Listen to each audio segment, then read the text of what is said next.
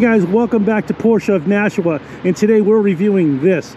This is a 2008 911 Targa 4S. Check out the Carrera rims. Also check out the little area right here for stone chips. That's a really nice heavy duty piece.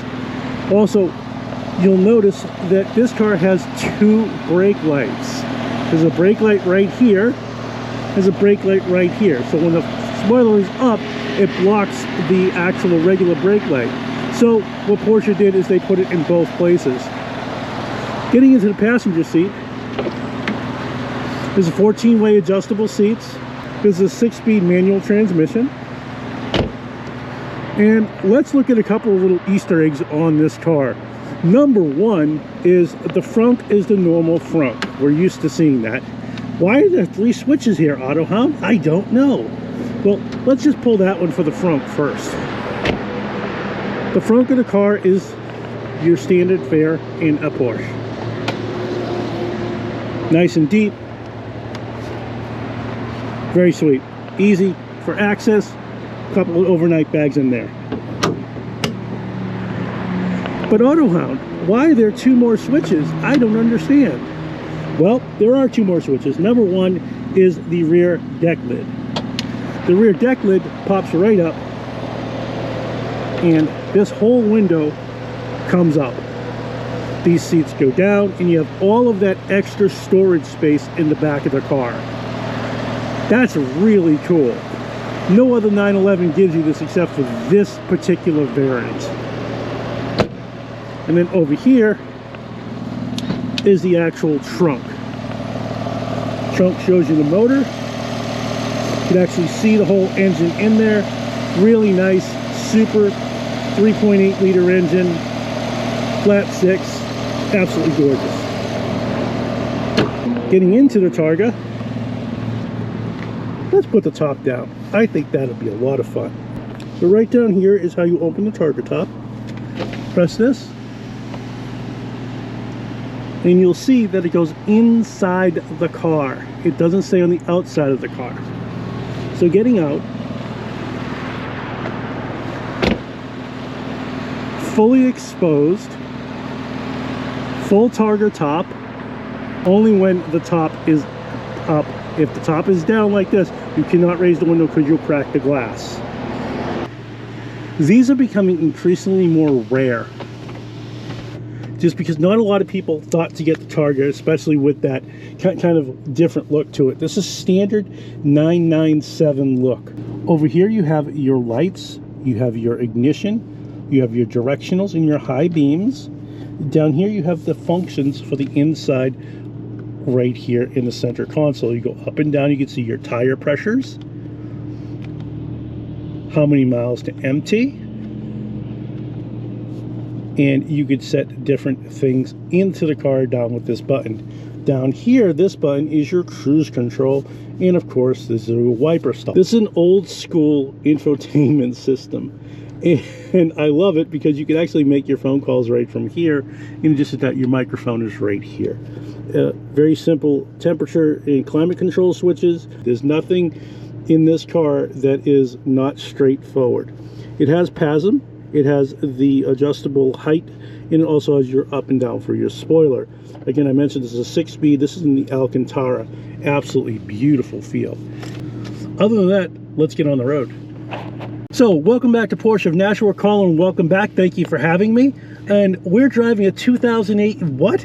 This is a Targa 4S. A lot of people don't even know that this car exists because it doesn't have that iconic Targa mark. But yes, this is a 911 Targa. Wow. I love it. Already, I love it. I saw it. The second I saw it, I'm like, that's a Targa 4S. I just saw one being reviewed on YouTube. I'm like, hey, let's get this thing out there. So thank you for letting us do this. Of course. Yeah, it's a very, very unusual car, and I'm thrilled that we got one in stock. I mean, I've been working here for about 3 years. This is the first one that we've had in stock. Wow. And, you know, it's a 997 after all, but it's not just a 997, is it? That's right, yeah. So, of course, being a 4S, you get the all-wheel drive, you get the extra horsepower, the better suspension, all that fun stuff. In addition to the very unusual half sunroof half convertible glass roof on this thing. It's a very surprisingly unusual for a 911. Yeah, I was in love with it from the minute I saw it. And getting in a 911, there is something about getting in a 911. It just has every little creature comfort you could think of for a driver. Yes, absolutely. This is a driver-focused car. And, you know, I was mentioning earlier in the video, the infotainment system is sparse, but this was really technologically sound back in 2008. And here we are, you know, in 2024, and now it's kind of antiquated, but I think it's cool.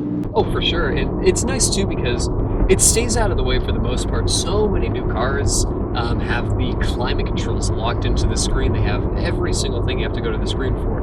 This is just about the radio, so if you don't want to interact with it much, you really don't have to, which is nice. Yes, I love that feel. And it's a raw driver's car, but super comfortable, and, you know, doesn't need sport mode. You got all-wheel drive, you got everything. You could use this technically as a daily driver if you put on really good snow tires. 100%.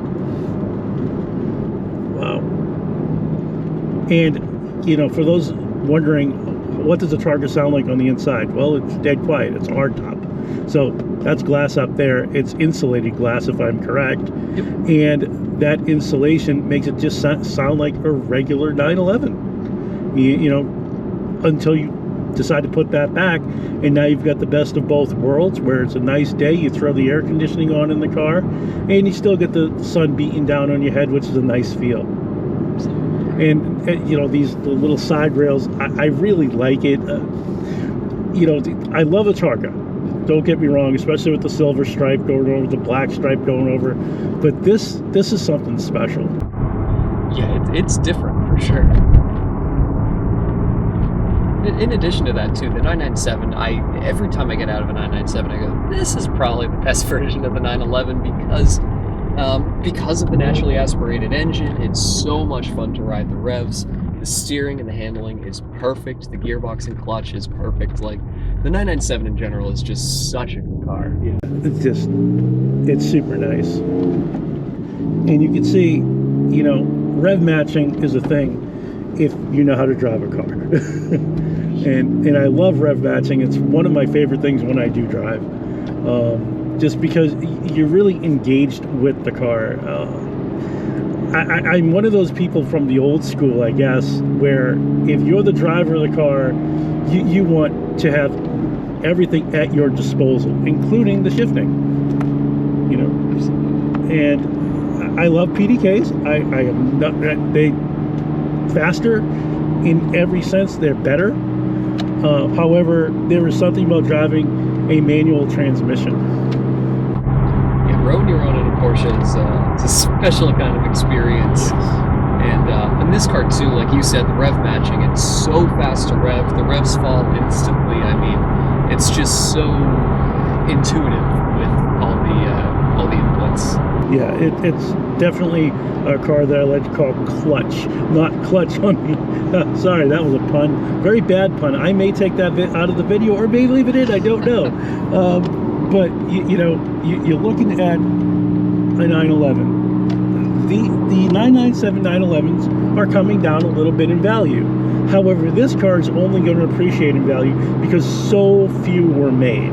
Correct. Yeah, less than 6,000 out of a total run of over 200,000 total 997s were built, and at least in the Targa 4S, not including Targa 4s, but Targa 4S, there's only about 6,000 of these out of over 200,000. So wow. It's, you know, you can do the math. So yeah, super limited production, and I will say it's only got 35,000 miles. If you're looking for this car right now, I think I read the sticker correctly, $74,000 or $75,000, which is a steal. Seriously, and like you said too, these are not going down in value. We've been seeing 997 prices pretty regularly increasing since about 2021. We've been seeing the price of these slowly creeping up. Yeah. This is priced where a 997 Turbo would have been about 2 years ago. So we're definitely seeing the prices on the rise for these cars. Yeah, it's just an incredible car, and the feeling of 911s, and I've gone to so many car shows. I'm sure you have as well. You go in, you're driving a 911, and not everybody is staring at the 911 guy. No one's staring at the Boxster guy.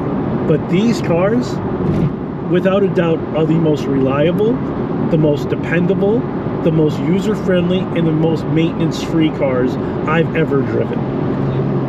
You know, you're looking at the other models and makes, you're looking at Flash. If you want a car that is a supercar in every stretch of the imagination, this is the car for you. The true if you know kind of car. Yes, 100%.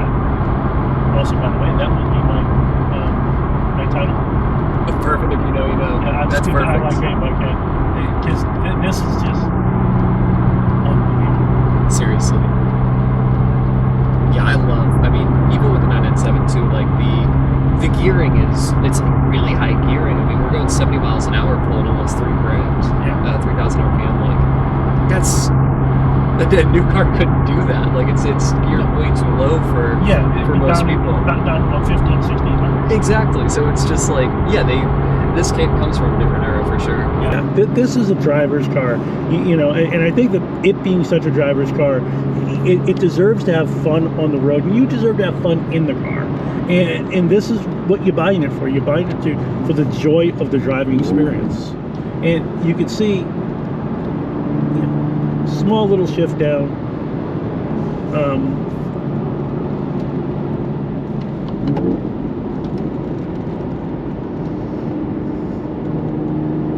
I love the way this thing corners. And with the all-wheel drive, it just gives you that little added sure-footedness that you're looking for in a car.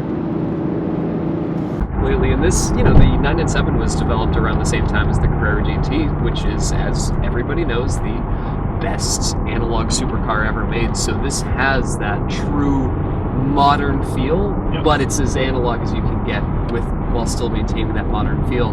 When you get exhaust crackles, it's not pre-programmed how many crackles you're going to get. It just doesn't. Like, everything is still very authentic and organic in this car.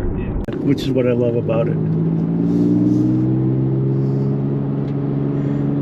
And so, Colin, this thing obviously corners very nicely. If it's okay with you, I'm just going to do a quick demonstration of that. Yeah, go for it. See if we get some new tires on this.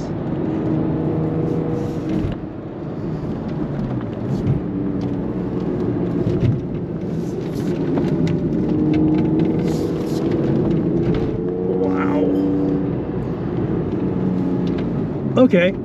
Guys, Porsche of Nashua is the place you want to pick up this car at. If you're looking for a Porsche Targa, this is the one to get. It's affordable, it's snappy, it's fun to drive. You can see, you know, there was just fun taking that little roundabout that we always take. And I've come into that pretty hard at some points. That one I took moderately easy just because, like I said, you know, it's not my car. I don't like to beat up on people's cars. And especially a dealership that's so nice and lets you actually drive all of their vehicles. So, Hey, that's Of course. No problem. And seeing is believing.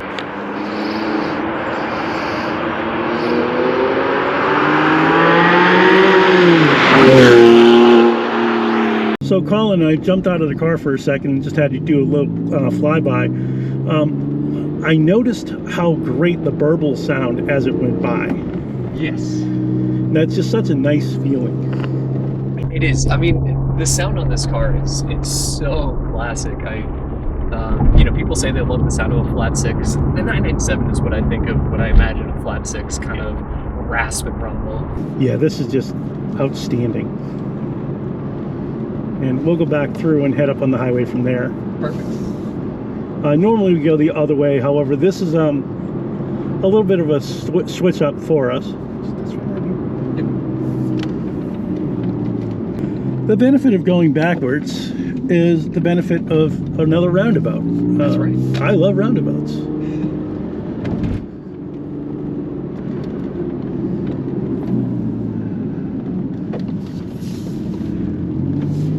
And this is an easy one, but you can just see how compliant the car is.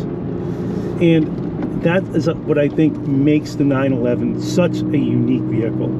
It's a combination of a luxury sport ride, compliance, maintenance-free, easy to own, easy to operate car.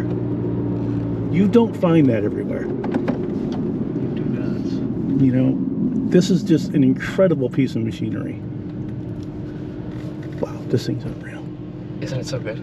I like this. That's super nice, and it gives the car just such a different, unique flavor and personality. It does. It's a lot of glass. Yeah. A lot of glass in this car. So I love that type of stuff. You know, I'm just like, okay, well, you know, that's just cool. And it was funny because I saw Demuro do his video, and I'm like, oh, that's great.